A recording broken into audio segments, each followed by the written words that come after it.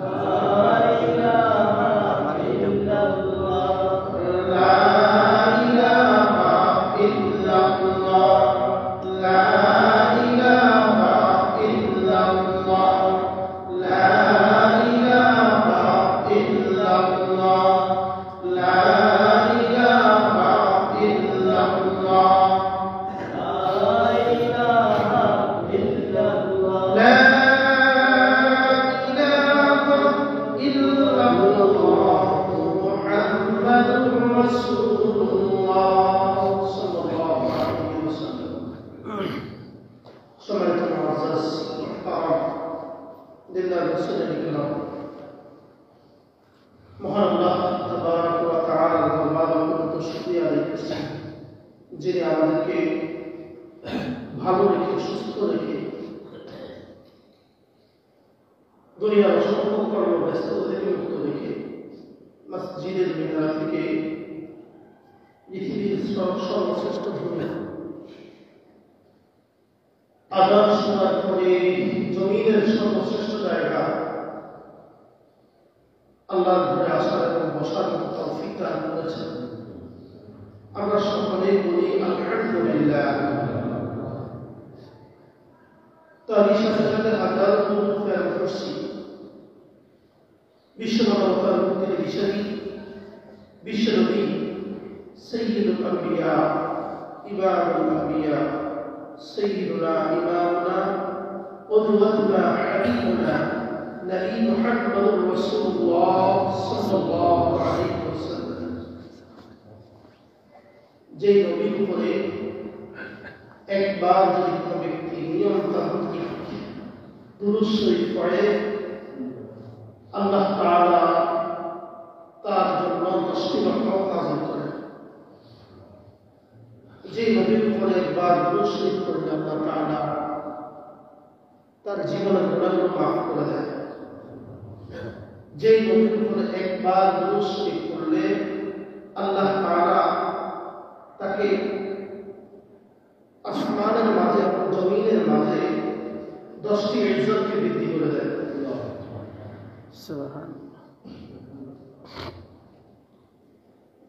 যে নবীর উম্মত হওয়ার জন্য কখনো আবেদন করিনি, বিনা আবেদনে বিনা দরখাস্তে বিনা সহযোগিতায় যিনি খুশি করে মায়া করে দয়া করে শেষ নবী সর্বশ্রেষ্ঠ নবী ইমামুল আম্বিয়ার মতো নবী উম্মত হওয়ার সুযোগ করে দিয়েছেন। আমরা সেই নবী উম্মত হওয়ার কারণে আমরা আবারও শুকরিয়া আদায় করছি। আলহামদুলিল্লাহ রব্বানা লাকাল হামদ হামদান কাসীরান طيبا مباركا فيه يا ربي لك الحمد كما ينبغي لجلال وجهك وعظيم سلطانك. আজকে আমাদের জুমা পবিত্র জমাদিস সানি মাসের শেষ জুমা। আগামী জুমায় আমরা রজব মাসের প্রথম জুমা পড়ব ইনশাআল্লাহ। আল্লাহ তাআলা হায়াতে তাইয়্যিবা হায়াতে বারাকা দান করেন। আমিন। প্রিয় ভাইরা, জমাদিস সানি মাসের শেষ জুমা। আজকে জুমার আলোচ্য বিষয় হচ্ছে দুটি।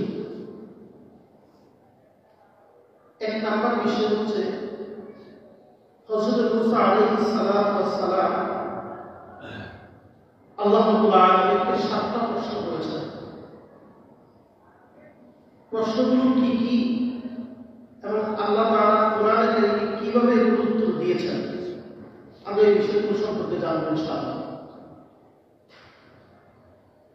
নবীদের মধ্যে সবচেয়ে গরম মেজাজের নবী ছিল হযরত মুসা। সামান্য একটু ব্যস্ততার কারণে ফেরাউনের বাদশাহকে এক থাপ্পড়ে দুনিয়া থেকে বিদায়। হযরত মুসা আলাইহিস সালাতু ওয়াস সালাম একদিন আল্লাহর কাছে বলতেছে, আল্লাহ আপনি যে নবুয়তের দায়িত্ব আমাকে দিয়েছেন এত কঠিন দায়িত্ব পালন করা আমার জন্য কষ্ট, তার মধ্যে উন্মতের প্রশ্নের তো কোনো অভাব নাই। সবচেয়ে বেশি কষ্ট করেছিল বনি ইসরাইল নবীদেরকে। বনি ইসরাইল উন্মতের একটা জায়গা ছিল, শুধু প্রশ্ন করত। উন্মতের এত প্রশ্নের জবাব দিয়ে আমার নবীর নবীত্ব দরকার নাই এই কথা বলে মাথার পার্টি খুলে সব ফেলে দিয়েছে। উন্মতের এত প্রশ্নের জবাব আমি দিব কিভাবে? উনি হচ্ছে হযরত মুসা আলাইহিস সালাম। নবীরা ছিলেন মাসুম। হযরত মুসা বলতেছে, আল্লাহ এই পাহাড়ে আসে আপনার সাথে কথা বলি, কিন্তু আপনাকে তো দেখি না, কিরকম জানেন না, আপনাকে দেখতে মনে চায়। আল্লাহ মুসাকে আল্লাহ তাআলা খেজুর গাছের মাধ্যমে বেশি কথা বলতেন কি দেবে নাকি? খেজুর গাছের মাথার দিকে তাকাইয়া হযরত মুসা কথা বলতেন, মনে যেন খেজুর গাছের মাথায় বসে বসে কে জবাব দিচ্ছে। সুবহানাল্লাহ। কিন্তু আমাদের নবী, আপনার নবী নবী মুহাম্মদ রাসূলুল্লাহ সাল্লাল্লাহু আলাইহি ওয়াসাল্লাম সশরীরে প্যারাডাইস করে আমার নবীর সাথে সাক্ষাৎ করেছেন। সুবহানাল্লাহ। দেখেন কত ধন্য নবীর উম্মত আমরা। এই নবীর উম্মতে যদি নবীর সুন্নতকে না মানে এনেছে, এটা কষ্ট সহ্য করা যায়? কত কষ্ট করেছে, বান্দা মোবারক শহীদ করেছে। দেখো অন্যদিকে চলে যাচ্ছে, আপনার এই কথা বলবো না, প্রিয় ভাইরা। আজকে দ্বিতীয় নম্বর একটা বিষয় আছে, সমসাময়িক বিষয় 31st। এই দুটো বিষয় আছে কথা বলবো ইনশাআল্লাহ। আমরা আগে হযরত মুসা আলাইহিস সালাতু ওয়াস সালামের যে নবীর সাথে কথা বলেছেন, আল্লাহর সাথে কথা বলেছেন, এই ব্যাপারে আল্লাহ তাআলা কোরআনে কি বলেছেন, হযরত মুসা কি প্রশ্ন করেছেন, কিছু প্রশ্ন অন্তত শুনি, এরপরে সময় অনুযায়ী দ্বিতীয় যে সাবজেক্টের উপরে কিছু কথা বলবো ইনশাআল্লাহ। হযরত মুসা আলাইহিস সালাতু ওয়াস সালাম আল্লাহ রাব্বুল আলামিনের সাথে কি কথা বলেছেন, এটা আমার নবী হাদিসের মাধ্যমে বর্ণনা করেছেন। হাদিসটি হযরত আবু হুরায়রার হাদিস বর্ণিত। তিনি বলেন, রাসূল আকরাম সাল্লাল্লাহু আলাইহি ওয়াসাল্লাম ইরশাদ করেন যে হযরত মুসা আলাইহিস সালাতু ওয়াস সালাম আল্লাহ তাআলাকে 7টি প্রশ্ন করেছেন। এক নম্বর প্রশ্ন কি করেছেন? ক্বালা ইয়া রাব্বি আইয়ু ইবাদাতিকা তাকা। হে রব, হে আমার প্রভু, হে আমার রব, আপনার বান্দাদের মধ্যে থেকে কে বেশি মুত্তাকি? কে প্রশ্ন করেছে? হযরত মুসা একই প্রশ্ন করেছে। হে আমার আল্লাহ, হে আমার রব, ক্বালা ইয়া রাব্বি, ইয়া আমার রব, আইয়ু ইবাদাতিকা, আপনার বান্দাদের মধ্যে তাকা, ইত্তাকি, কে বেশি মুত্তাকি, কে বেশি আপনাকে ভয় করে? আল্লাহ রাব্বুল আলামিন জবাব দিলেন, ক্বালা আল্লাযী ইয়াযকুরুল্লাহ ওয়া লা ইয়ানসা, যে বেশি আল্লাহ তাআলাকে স্মরণ করে, অর্থাৎ যে আল্লাহ তাআলার জিকির থেকে গাফিল নয়, সেই বেশি মুত্তাকি। সুবহানাল্লাহ। আল্লাহ তাআলা হযরত মুসার জবাবে কি বলছেন? যে আল্লাহ তাআলাকে বেশি স্মরণ করে, আল্লাহ তাআলাকে সর্বদা সর্বদা উঠতে বসতে খাইতে চলতে ফিরতে, যে আল্লাহ তাআলাকে বেশি মহব্বত করে, বেশি স্মরণ করে, সে বেশি মুত্তাকি। এই সম্পর্কে আল্লাহ রাব্বুল আলামিন কোরআনে কারীমের ভিতরে বলেন, কোরআনে কারীমের সূরা আহজাব 33 নম্বর সূরা 41 নম্বর আয়াত আল্লাহ তাআলা বলেন, ইয়া আইয়ুহাল্লাযীনা আমানু যকুরুল্লাহা যিকরান কাসীরা। আল্লাহ রাব্বুল আলামিন বলেন, ইয়া আইয়ুহাল্লাযীনা আমানু, হে মুমিনরা, তোমরা অধিক পরিমাণে আল্লাহকে স্মরণ করো। মুমিনরা কি করে? আল্লাহকে স্মরণ করে। আল্লাহ তাআলা কোরআনে বলতেছেন যে আমার মুমিন বান্দা যারা হবে, তারা এক কথা, ইয়া আইয়ুহাল্লাযীনা আমানু তাকুল্লাহ, হে মুমিনরা তোমরা আল্লাহকে ভয় করো, হাক্কা তুকাতিহি, ভয় করার মতো ভয় করো। আল্লাহ কোরআনে কারীমের অসংখ্য জায়গায় বলেছেন যে হে মুমিনরা তোমরা আমি রবকে আমাকে বেশি বেশি করে স্মরণ করো। ফাযকুরুনি আযকুরকুম, বান্দা তুমি আমাকে স্মরণ করো আমি তোমাকে স্মরণ করি। সুবহানাল্লাহ। কিভাবে? কিতাবে লেখে ফাযকুরু বিতাআতি আযকুরকুম বিনি'মাতি, ফাযকুরু বিতাআতি, অর্থাৎ তুমি আমার আনুগত্যের মাধ্যমে আমাকে কি করো? স্মরণ করো। আযকুরকুম বিনি'মাতি, আমি আমার নিয়ামত দিয়ে তোমার জীবনকে ভরপুর করে দেব। সুবহানাল্লাহ। এজন্য আল্লাহ তাআলাকে স্মরণ করা দরকার আছে না নাই? তাহলে হযরত মুসার প্রথম প্রশ্ন কি ছিল? কে বেশি মুত্তাকি? আমার আল্লাহ তাআলা বলেন মুত্তাকি তো তোমরা দেখেছো সিরাতে সূরাতে অনেক মুত্তাকি আছে, কিন্তু না, ওই লোক হচ্ছে সবচেয়ে বড় মুত্তাকি, সবচেয়ে বড় ঈমানদার, সবচেয়ে আল্লাহকে বেশি ভয় করে ওই ব্যক্তি যে আমার স্মরণ থেকে অর্থাৎ আল্লাহর স্মরণ থেকে কখনো গাফেল হয় না। কখন স্মরণ করবা? আল্লাহ তাআলা সূরা আহজাবের 42 নম্বর আয়াতের মধ্যে বলতেছে ওয়াসাব্বিহু বুকরাতাও ওয়া আসিলা, সকাল এবং সন্ধ্যায় আল্লাহকে স্মরণ করে। কখন? সকাল এবং সন্ধ্যায় আল্লাহকে স্মরণ। অর্থাৎ এই স্মরণ করার মানে হচ্ছে সকাল এবং সন্ধ্যায় ব্যক্তি নামাজের মধ্যে কাটিয়ে দেয়। সুবহানাল্লাহ। অন্য আয়াতের মধ্যে বলেন আকিমিস সালাতা লিদুলুকিশ শামসি ইলা ওয়াসাকিল লাইলি ওয়া কুরআনাল ফাজর ইন্না কুরআনাল ফাজরি কানা মাশহুদা। বাংলার শোনো, ফজরের কোরআন এটা যেন তেন কোরআন নয়, এটা সরাসরি ফেরেশতাদের উপস্থিতিতে হয়ে যায়। ফজরের নামাজের পরে আল্লাহ তাআলা ফেরেশতাদেরকে দুটো শিফটিং ডিউটি দিয়েছেন। কিতাবে লেখেন ফেরেশতারা দুই সময় শিফটিং ভাগ করে ডিউটি করে। এক নাম্বার, ফেরেশতারা সূর্য অস্তের পরে একদল ফেরেশতা দুনিয়াতে আসে। সূর্য অস্তের পরে একদল ফেরেশতা আসে,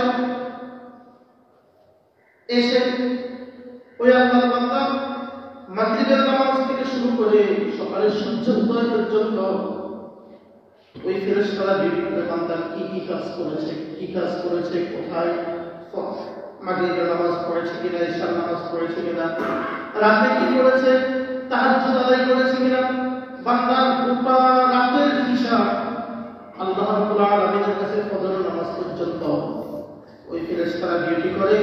ফেরেশতারা যখন দেখে আকিমিস সালাতা লিদুলুকিশ শামসি ইলা ওয়াসাকিল লাইলি ওয়া কুরআনাল ফাজর, ফজরের কোরআন যখন তারা সালাতের মাধ্যমে তেলাওয়াত করে শুরু করে দেয়, ওই ফজরের কোরআন তেলাওয়াত শুনে ফেরেশতারা এত বেশি খুশি হয়ে রবের কাছে গিয়ে সকালবেলা সূর্য উদয়ের আগেই তাদের ডিউটি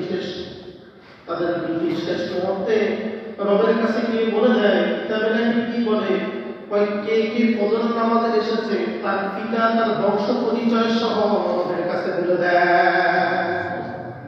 আর এই কিতাবে লেখেন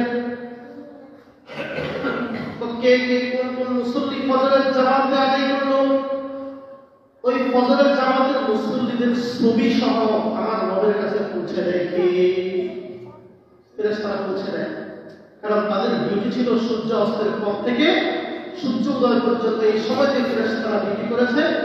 আর এজন্য আল্লাহ তাআলা বলেন ফজরের কোরআন একটু লম্বা তেলাওয়াত হয় কি হয় না? ফজরের নামাজের সময় লম্বা তেলাওয়াত হয় কি হয় না? কেন হয়? এটা ফেরেশতাদের ডিউটির শেষ সময়। আর এই সময় যারা উপস্থিত হয়েছে, কোরআন কারীমের তেলাওয়াত শুনেছে, নামাজ জামাতের সাথে আদায় করেছে, ফেরেশতারা তাদের পক্ষ থেকে আল্লাহর কাছে সুপারিশ করে দেয়। সুবহানাল্লাহ। দ্বিতীয় ফেরেশতারা আসে সূর্য অস্তের পরে, সূর্য উদয়ের পরে সূর্য অস্তের সময় পর্যন্ত। এই সময়ের ভিতরে বান্দা যতগুলো কাজ করেছে সবগুলো কাজ ফেরেশতারা লিপিবদ্ধ করে আল্লাহর কাছে কি করে দেয়? পৌঁছে দেয়। এজন্য রাতের ইবাদতের গুরুত্ব বেশি না কম? রাতের ইবাদতের গুরুত্ব বেশি না কম? আল্লাহ তাআলা পরের আয়াতে বলতেছেন ওয়া মিনাল লাইলি ফাতাহাজ্জাত বিহি নাফিলাতান লাকা আসা আন ইয়াবআসাকা রাব্বুকা মাকামান মাহমুদা।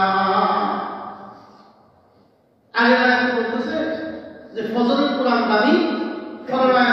হচ্ছে ফজরের কুরআন আগে তাহাজ্জুদের নামাজও নামে সুবহানাল্লাহ।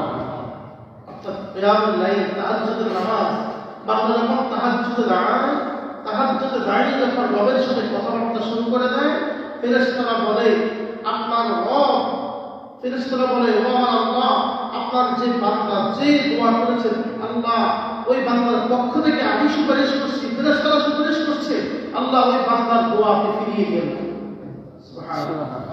এজন্য তাহাজ্জুদের দোয়া আল্লাহ কি করে ফিরিয়ে দেয় প্রিয় ভাইরা আমার। এজন্য হযরত মুসা প্রথম প্রশ্ন কি করেছে, আপনার বান্দাদের মধ্যে কে বেশি মুত্তাকি? আল্লাহ তাআলা হযরত মুসাকে বললেন যে আমার বান্দাদের মধ্যে ওই সমস্ত বান্দাগুলো বেশি মুত্তাকি যারা কি করে আমার স্মরণ থেকে অর্থাৎ আমার জিকির থেকে লাভের ভয় না, ওই আল্লাহর বান্দারা বেশি মুত্তাকি। প্রিয় ভাইরা আমার, এজন্য আমরা সবসময় আল্লাহকে স্মরণ করবো, কি করবো না, চলতে ফিরতে উঠতে বসতে কাকে স্মরণ করবো? আল্লাহ তাআলা বলেন উদউনি আস্তাজিব লাকুম, বান্দা আমাকে ডাকো আমি তোমার ডাকে সাড়া দেব, আমাকে ডাকো আমি তোমার ডাকে কি দিব সাড়া দেব। এজন্য রবের সাক্ষাৎ, রবের সাড়া পেতে হলে কি লাগবে? রবের সাক্ষাৎ পেতে হলে রবের স্মরণের ব্যতীত আর কোনো কিছু করা যাবে না। প্রিয় ভাইরা আমার, এরপর আল্লাহ রাব্বুল আলামিন কোরআনে কারীমের ভিতরে বলেন আলা বিযিকরিল্লাহি তাতমাইন্নুল কুলুব, আলা বিযিকরিল্লাহি তাতমাইন্নুল কুলুব। স্মরণ রাখো, জেনে রাখো আল্লাহর জিকিরেই মানব হৃদয়ে প্রশান্তি আনতে পারে। মানব হৃদয়ে অর্থাৎ আল্লাহ তাআলার জিকির, আল্লাহর স্মরণেই শুধুমাত্র মানব হৃদয়ে প্রশান্তি আনতে পারে, এছাড়া আর কোনো কিছু প্রশান্তি আনতে পারে না। আপনি মনে করেন পৃথিবীর যত কোনো অবস্থা যত কিছুই থাক না কেন, আল্লাহকে যদি আল্লাহ বলে একবার ডাক দেন, সাথে সাথে আপনার হৃদয় শান্তি আসে না নাই? মানুষ যত বিপদে পড়ে ডাকে ডাকে, হাদিস শরীফে আসছে আল্লাহ তাআলাকে যখন কোনো বান্দা একবার আল্লাহ বলে ডাক দেয়, আল্লাহ তাআলা 70 বার জবাব দেন। সুবহানাল্লাহ সুবহানাল্লাহ। একবার আল্লাহ বলে কয়বার জবাব দেন? আপনি সারা দিনে কয়বার আল্লাহ বলেছেন? আজকে আমরা রবকে আল্লাহকে আল্লাহ বলাই ছেড়ে দিয়েছি। আল্লাহ রাব্বুল আলামিনের যে হুকুম, আল্লাহ তাআলাকে আল্লাহ বলাই আমরা ছেড়ে দিয়েছি। আল্লাহকে এখন আর ডাকি না। আল্লাহ তাআলার স্মরণ আমাদের কাছ থেকে অনেক দূরে চলে গেছে। এজন্য প্রিয় ভাইরা আমার, আল্লাহ তাআলা কোরআনে কারীমের ভিতরে বলেন যে সূরা রব 13 সূরা 28 নম্বর আয়াতে আল্লাহ তাআলা বলেছেন আলা বিযিকরিল্লাহি তাতমাইন্নুল কুলুব, জেনে রাখো, স্মরণে রেখো যে একমাত্র আল্লাহ তাআলার স্মরণে মানব হৃদয়ে প্রশান্তি আনতে পারে। এছাড়া অন্য কিছু যত তন্ত্র মন্ত্র যত কিছুই আছে কোনো কিছুই তোমার মনে শান্তি আনতে পারে না। একমাত্র আল্লাহর স্মরণেই তোমাকে দেখে আনবে, শান্তি আনবে। প্রিয় ভাইরা, দ্বিতীয় নম্বর যে প্রশ্ন হযরত মুসা আলাইহিস সালাতু ওয়াস সালাম বলেন ক্বালা আইয়ু ইবাদাতিকা আহাদা, হে আমার বান্দা ও আমার আল্লাহ, আপনার পক্ষ হতে হেদায়েত প্রাপ্ত বান্দা কারা? আপনার বান্দাদের মধ্য থেকে হেদায়েত প্রাপ্ত বান্দা কারা?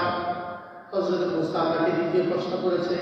আল্লাহ তাআলা বলেন ক্বালা আল্লাযী ইয়াত্তাবিউল হুদা, আমার পক্ষ থেকে হেদায়েত প্রাপ্ত বান্দা হচ্ছে তারা যারা আল্লাহর কিতাবের অনুসরণ করে, অর্থাৎ যারা আল্লাহ তাআলার কথা অনুসরণ করে।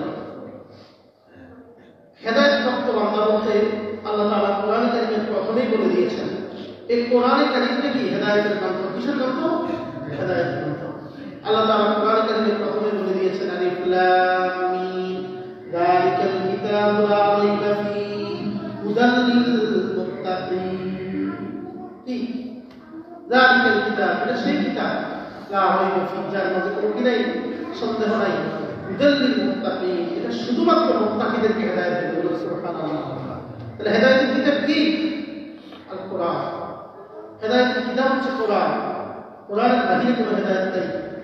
কোরআন ছাড়া যত তন্ত্র মন্ত্র যত কিছুই আপনি খুঁজেন না কেন, কোনো কিছুর মধ্যে আপনি হেদায়েত পাবেন না। কারণ কোরআনটাই ইসলাম, ইসলামটাই কোরআন। সুবহানাল্লাহ।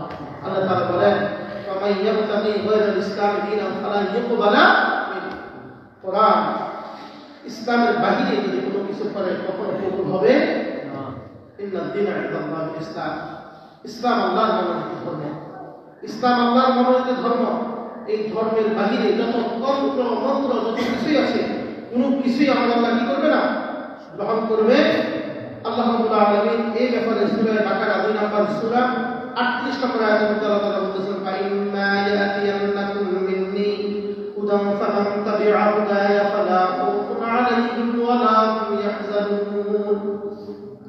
আল্লাহ রাব্বুল আলামিন বলেন, যখনই আমার পক্ষ থেকে তোমাদের নিকট কোনো নির্দেশ আসবে, অর্থাৎ আল্লাহ তাআলার কোরআনের কোনো নির্দেশ যখনই তোমাদের নিকট আসবে, তখনই তোমরা কি করবা? সাথে সাথে এটার মধ্যে হেদায়েত অনুসরণ করবে। বলুন সুবহানাল্লাহ। অর্থাৎ আল্লাহ তাআলার কোরআন কি হেদায়েতের বাইরে কোনো কিছু বলে? হেদায়েতের বাইরে কোনো কিছু আছে? অর্থাৎ আল্লাহ তাআলার পক্ষ থেকে যে নির্দেশ তোমাদের প্রতি আসবে, যেমন আল্লাহ তাআলা নামাজকে ফরজ করেছেন, রোজা ফরজ করেছেন, হজ ফরজ করেছেন, যাকাত ফরজ করেছেন, সুদ হারাম করেছেন, ঘুষ হারাম করেছেন, মিথ্যা হারাম করেছেন। হ্যাঁ, ব্যক্তি জীবনে চলার জন্য আল্লাহ তাআলা যে বিধানগুলো আমাদের মাঝে দিয়েছেন, যখনই আল্লাহ তাআলার পক্ষ থেকে নির্দেশ আসবে, যখনই আল্লাহ তাআলা নির্দেশ বলতে এখানে কি বোঝানো হয়েছে? আয়াতে কারিমা, নিদর্শন। যখনই কোরআনে কারিমের আয়াতে কারিমা নাযিল হবে, কোরআনে কারিমের আয়াতে কারিমা আসবে, তোমাদের সামনে কোরআনের হুকুমগুলো চলে আসবে, তখন সাথে সাথে তোমরা কি করবা? এর অনুসরণ, এর মধ্যেই তোমাদের সঠিক পথ, হেদায়েতের পথ অনুসরণ করবা। কারণ এই হেদায়েতের পথে যারাই পৃথিবীতে জীবনে থেকেছে, তারাই সফল হয়ে গেছে। সুবহানাল্লাহ, সুবহানাল্লাহ। আপনি তো নামাজের মধ্যে যখন দাঁড়ান, আল্লাহর কাছে বলেই যান, আল্লাহ ইহদিনাস সিরাতাল মুস্তাকিম, আল্লাহ আমাকে সরল সঠিক পথ দেখান। চান কি চান না? আমরা অনেক মানুষ নামাজের মজা পাই না, কেন জানেন? একমাত্র কারণ হচ্ছে আমরা কোরআন কি পড়ি বুঝি না। কোরআন যে কি পড়তেছি আমরা বুঝি না। বিশ্বাস করেন, যদি কোনো ব্যক্তি যদি শুধু সূরা ফাতিহার অর্থটা বুঝতো, নামাজে দাঁড়িয়ে তার মন অন্যদিকে যায়, এটা হতেই পারে না। শুধু সূরা ফাতিহা, অথচ আপনি দেখেন এক সূরা ফাতিহার দ্বারা রবের সাথে কত কথা বলতেছেন। ইহদিনাস সিরাতাল মুস্তাকিম, আল্লাহ আমাকে একটু হেদায়েত দেন না, সিরাতাল মুস্তাকিম দেন না, সরল সঠিক পথে একটু দেন না। আবার আপনি বলতেছেন সিরাতাল লাযিনা আন'আমতা আলাইহিম, আল্লাহ আপনি তো সরল সঠিক পথ দিবেন, তবে কার পথ দিবেন জানেন? আপনি আল্লাহকে শিখিয়ে দিচ্ছেন কি? যারা আপনার পক্ষ থেকে নিয়ামত পেয়েছে, অর্থাৎ যারা জান্নাতের সুপারিশ প্রাপ্ত করেছে, নবীয়িন, সিদ্দিকিন, শুহাদা, সালিহিন, সাদ শ্রেণীর লোক আপনার পক্ষ থেকে সুপারিশ প্রাপ্ত হয়েছে। আল্লাহ আপনি ওই নিয়ামতওয়ালা লোকদের অনুসারী আমাদেরকে বানায় দেন। সুবহানাল্লাহ, ওই নিয়ামতওয়ালা লোকদের অনুসারী আমাদেরকে কি করবেন? বানায় দেন। আপনি তো সূরা ফাতিহা সেই 7 বছর জীবন থেকে নামাজ শুরু করছেন, পড়তেই আছেন, কি পড়ছেন বোঝেন না। হযরত মুসা আল্লাহকে কি কষ্ট করতেছে, আল্লাহ আপনার বান্দাদের মধ্যে কে বেশি হেদায়েত প্রাপ্ত? কে বেশি হেদায়েত প্রাপ্ত? কে? আল্লাহ তাআলা বলতেছেন যে আমাকে বেশি ভয় করে, অর্থাৎ যে আল্লাহর কোরআন থেকে হেদায়েত অনুসরণ করে, আল্লাহর কোরআনকে নিজের জীবনের সাথে মিলিয়ে নেয়। আর যারাই আল্লাহর কোরআনের সাথে জীবনকে মিলিয়ে নেবে, আল্লাহ তাআলা বলতেছেন ওয়ালা খাউফুন আলাইহিম ওয়ালা হুম ইয়াহজানুন, তাদের কোনো চিন্তাও নাই, তারা কখনো দুঃখিত হবে না। আল্লাহ রাব্বুল আলামিন কোরআনে কারীমের 29 নম্বর সূরা আনকাবুতের 69 নম্বর আয়াতের মধ্যে বলতেছেন ওয়াল্লাযীনা জাহাদু ফীনা লানাহদিয়ান্নাহুম সুবুলানা। আল্লাহ তাআলা বলেন যে যারা আমার পথে চলবে আর আমার পথে চলার জন্য প্রচেষ্টা করবে, জিহাদ করবে, ওয়াল্লাযীনা যারা জাহাদু প্রচেষ্টা করবে, ফীনা লানাহদিয়ান্নাহুম সুবুলানা, আমার হিদায়াতের পথে চলার জন্য, কোরআনের পথে চলার জন্য যারা প্রচেষ্টা করবে, যে ফীনা লানাহদিয়ান্নাহুম সুবুলানা, আল্লাহ তাআলা তাদের ব্যাপারে বলতেছেন আমি তাদেরকে হিদায়াতের পথ সমূহ দেখিয়ে দিব। বলুন সুবহানাল্লাহ, সুবহানাল্লাহ। যারা আমার পথে চলার জন্য চেষ্টা করে, কষ্ট করে, মুজাহাদা করে, আমি তাদেরকে আমার পথে চলার জন্য পথকে উন্মোচন করে দেব, উন্মুক্ত করে দেব। আমি তাদেরকে করে দেব, কোরআনের পথে চলার জন্য সুযোগ করে দেব। এজন্য আল্লাহর কাছে চাইতে হবে কি হবে না? আল্লাহর কাছে চাইতে হবে কি হবে না? আপনি আল্লাহর কাছে চাইতে হবে। আপনি হেদায়েতের পথ চাইলেই আল্লাহ তাআলা আপনার জন্য খুলে দিবেন। কারণ তিনি তো রহমান, তিনি তো রহিম, তিনি তো সাত্তারুল উয়ুব, তিনি তো গাফফারুজ যুনুব। তিনিই পারেন একমাত্র মানুষকে হেদায়েত দেওয়ার জন্য, তিনি ছাড়া কেউ হেদায়েত দিতে পারে?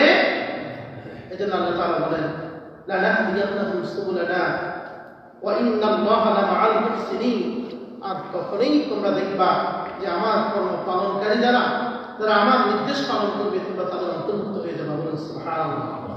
ভাইরা, এই জন্য আল্লাহ রাব্বুল আলামিন যে হুকুম আমাদের উপর দিয়েছেন, হেদায়েতের পথকে আমাদেরকে খুঁজে বের করতে হবে। হেদায়েতের পথ হচ্ছে কোরআন। এই কোরআনের পথকে, কোরআনের দিক নির্দেশনাকে আমাদেরকে খুঁজে খুঁজে বের করতে হবে। কারণ এই জমিন কোনো ফুলে সাজানো জমিন নয়, এই সমাজ কোনো তুলসী পাতা ধোয়া সমাজ নয়, এই সমাজ হচ্ছে কণ্ঠকাঠিন্য সমাজ। এই সমাজ হচ্ছে জিনায় ভরা, গুনায় ভরা, পাপাচারে ভরা সমাজ। এই সমাজ থেকে যদি আমাদেরকে হেদায়েতের পথ অনুসরণ করতে হয়, তাহলে আল্লাহ কোরআনের বাহিরে আর কোনো কিছু চাওয়া যাবে না। কোনো তন্ত্র, কোনো মন্ত্র, কোনো কিছুই, সেই মাংসকম বলেন, এরিস্টটল বলেন, প্লেটো বলেন, যত জনের মতবাদ, যত কিছুই আছে, কখনো আপনাকে সঠিক পথ দিতে পারে না। সঠিক পথ দিবে কে? আল্লাহ। আল্লাহ কোরআন সঠিক পথ ছাড়া আর কোনো পথ আপনার জন্য সঠিক হতে পারে না। প্রিয় ভাইরা, সময় সংক্ষিপ্তের জন্য তৃতীয় নম্বর যে প্রশ্ন আল্লাহ কি করেছেন, ক্বালা ফাআইয়ু ইবাদাতিকা আহকাম। হে আল্লাহ, হযরত মুসা আল্লাহকে বলতেছে, হে আল্লাহ, আপনার বান্দাদের মধ্য থেকে কে বেশি আপনার হুকুমের অনুসারী? অর্থাৎ হযরত মুসা আল্লাহকে কয়টা প্রশ্ন করতে বলছিলাম? কয়টা প্রশ্ন? 7টা। 7টার মধ্যে কত নম্বরটা? 3 নম্বর। 3 নম্বর প্রশ্ন কি করছে? যে আল্লাহ, কে বেশি আপনার হুকুমের অনুসারী? কোন আপনার বান্দাদের মধ্যে কে বেশি আপনার হুকুম মানে? আল্লাহ তাআলা জবাবে বলতেছেন, ক্বালা আইয়ু ইয়াহকুমু লিন-নাস কামা ইয়াহকুমু লিনাফসিহি। আল্লাহ তাআলা বলেন, আমার বান্দাদের মধ্যে আমার হুকুমের অনুসরণ করে বেশি তারা যারা নিজে আমল করে এবং অপরকে বলে। সুবহানাল্লাহ, সুবহানাল্লাহ। যারা আগে নিজে আমল করে, পরে আরেকজনকে কি করে? এখন দেখেন আল্লাহ তাআলা কোরআন কারীমের ভিতরে সূরা সফ 61 নম্বর সূরা 2 নম্বর আয়াত আল্লাহ তাআলা বলতেছেন, ইয়া আইয়ুহাল্লাযীনা আমানু লিমা তাকুলুনা মা লা তাফআলুন। হে ইমানদাররা, তোমরা এমন কোনো কথা বলো না যেটা তোমরা নিজেরা আমল করো না। সুবহানাল্লাহ। আজকে তো আমাদের ওয়াজের অভাব নাই। পথে ঘাটে যেখানে যান, কিতাবের সাথে কোনো সম্পর্ক নাই, কোরআনের সাথে সম্পর্ক নাই, ফেসবুক দেখে দেখে মুফতি, ইউটিউব ঘেটে ঘেটে সে মুফতি সাহেব হয়ে গেছে। এখন যেখানে যায় এখানে দাঁড়ায় একটা ফটো দিয়ে দেয়। আছে না নাই? আপনারা কথা বলছেন না কেন? আছে না নাই? আল্লাহর কোরআনের একটা আয়াত পড়তে পারে না, সূরা ফাতিহা পড়তে গেলে 37 জায়গায় ভুল করবে। সূরা ফাতিহা সঠিকভাবে পড়তে পারে না, সেও ফতোয়া দেয়, হুজুর আপনাদের কথা সঠিক হয় নাই, আমি যেটা বলছি এটাই সঠিক। কারণ আমি ওই ইউটিউবের কোনো কথা শুনছিলাম, গুগলের কোনো কিতাবের মধ্যে দেখছিলাম।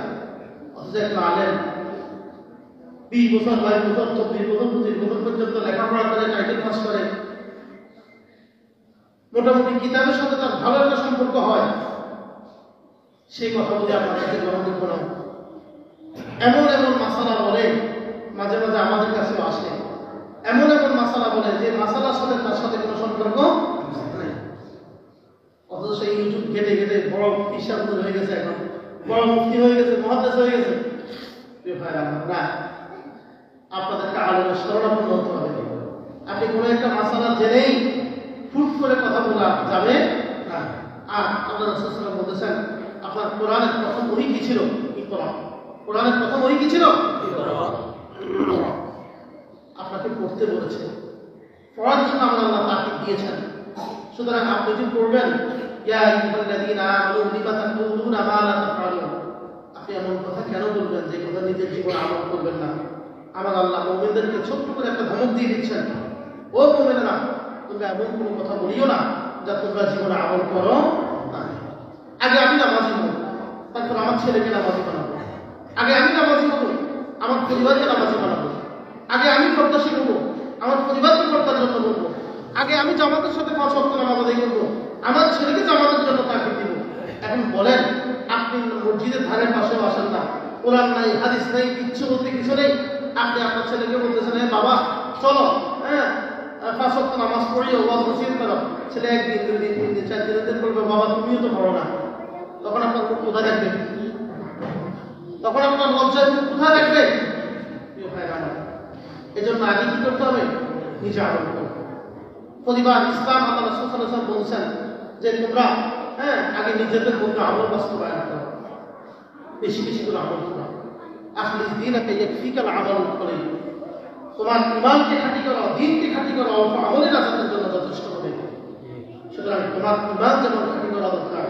যে কথাগুলো বলবো আমি প্রায় আলোচনায় শেষেই বলি আপনাদেরকে যে আমি যে কথাগুলো বলি তা আমার জন্য বলি, কারণ চেষ্টা করি আগে আমি মানার জন্য, এরপর আপনাদেরকে বলার চেষ্টা করি। প্রিয় ভাইরা আমার, আল্লাহ তাআলা সূরা সফের 3 নম্বর আয়াতের মধ্যে বলতেছেন কাবুরা মাকতান ইনদাল্লাহি আন তাকুলু মা লা তাফআলুন।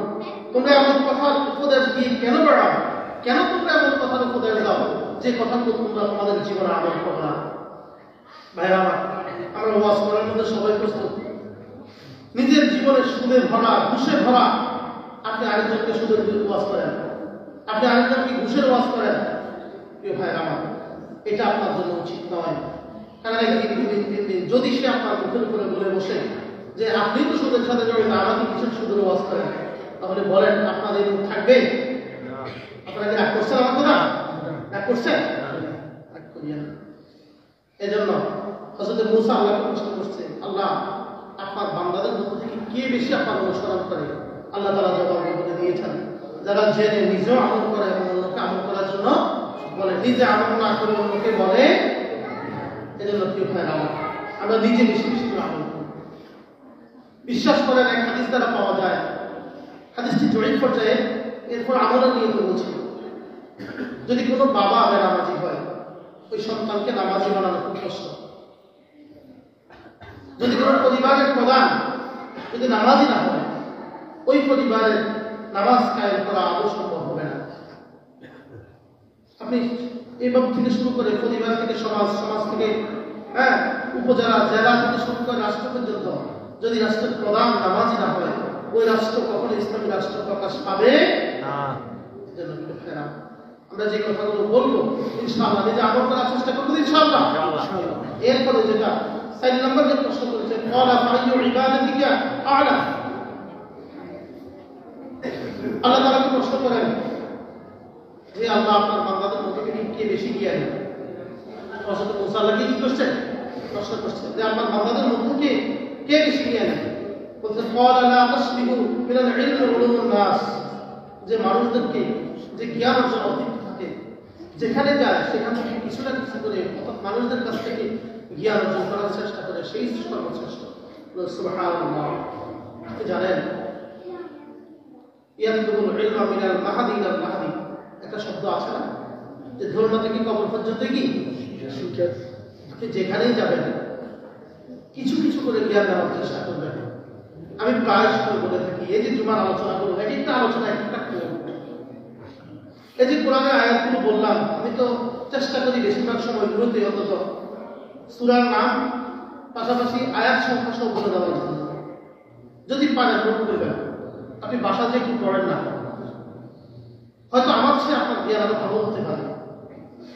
আপনি যদি এই আয়াতের ব্যাখ্যাগুলো, আমি তো পরিপূর্ণ বলতেও পারি না, সময় পাই না, অল্প সময়, আপনি যদি একটু পড়েন, একটু বাসায় নিয়ে যদি এই আয়াতগুলো নোট করে নিয়ে যদি একটু কোরআনে কারিমের এই আয়াতগুলো ধরে ধরে একটু পড়েন, ইনশাআল্লাহ আমার বিশ্বাস আপনি আরো ভালো করে বুঝবেন আল্লাহ কোরআনে কি বলেছেন।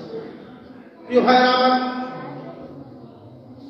হযরত মূসা আলাইহিস সালাতু ওয়াস সালাম আল্লাহকে প্রশ্ন করেছেন, ও আল্লাহ আপনার বান্দাদের মধ্য থেকে কোন আল্লাহর বান্দা সবচেয়ে বেশি জ্ঞানী? আল্লাহ রাব্বুল আলামিন হযরত মূসাকে জবাব বললেন, ও মূসা শুনে রাখো, ওই বান্দা সবচেয়ে বেশি জ্ঞানী যে বান্দা জ্ঞান অর্জনে অতৃপ্ত থাকে, অর্থাৎ জ্ঞানের অহংকার আসে না। বান্দা যেখানে যায় পণ্ডিত বাদ দিয়া নিজকে নিজে ছোট করে কিছু না কিছু শিখতে যায়। আল্লাহ রাব্বুল আলামিন কোরআনে কারীমের ভিতরে বলেন, ওয়া মা উতীতুম মিনাল ইলমি ইল্লা কলিলা। আল্লাহ রাব্বুল আলামিন বলেন, আমি তোমাদেরকে সামান্যতম ইলম দিয়েছি, সামান্যতম জ্ঞান দিয়েছি, যে জ্ঞান দিয়ে তুমি বিশ্বের মহাকাশের সবকিছু দেখতে পাও, যে জ্ঞান দিয়ে তুমি বিমান আবিষ্কার করতে পেরেছ, সফটওয়্যার আবিষ্কার করতে পেরেছ, পৃথিবীর সব কিছু তোমার দ্বারা আবিষ্কৃত হয়ে গেছে। তুমি কি জানো বান্দা, তুমি যতই নিজকে পণ্ডিত মনে করো না কেন, আমি তোমাকে আমি তোমাকে সামান্যতম ইলম দিয়েছি। সুবহানাল্লাহ।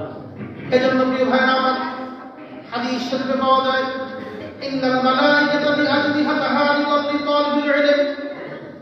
যদি কোনো আল্লাহর বান্দা কোরআন কারীম শিখার জন্য, কোরআন কারীমের জ্ঞান অর্জনের জন্য ঘর থেকে বের হয়, এই নিয়ত করে যে আমি কোরআনের একটি হরফের জ্ঞান শিখব, কোরআন সম্পর্কে, হাদিস সম্পর্কে কিছু কথা জানবো, এই নিয়ত করে যদি কোনো বান্দা বের হয়, হাদিসে বলে রাসূল বলতেছেন, আল্লাহ তাআলার রহমতের ফেরেশতারা জান্নাত থেকে নূরের খরচ দিয়া ওই বান্দার পায়ের নিচে বিছানা করে দেয়। এজন্য যতদিন পর্যন্ত জীবিত থাকবো আমাদের টার্গেট হবে কোথাও পণ্ডিতি নয়, চেষ্টা করব সঠিক কথাগুলো শেখার জন্য। এজন্য হযরত মুসা আল্লাহকে প্রশ্ন করে, আপনার বান্দাদের মধ্যে কে বেশি জ্ঞানী? হযরত মুসার প্রশ্নের জবাবে আল্লাহ বলেন যে বান্দা সবসময় শেখার জন্য চেষ্টা করে। কিসের জন্য? শেখার জন্য চেষ্টা করে। বান্দা যেখানেই যাবে সেখানেই শিখবে। প্রিয় ভাই আমার, আল্লাহ তাআলা অন্য সূরা মুজাদালা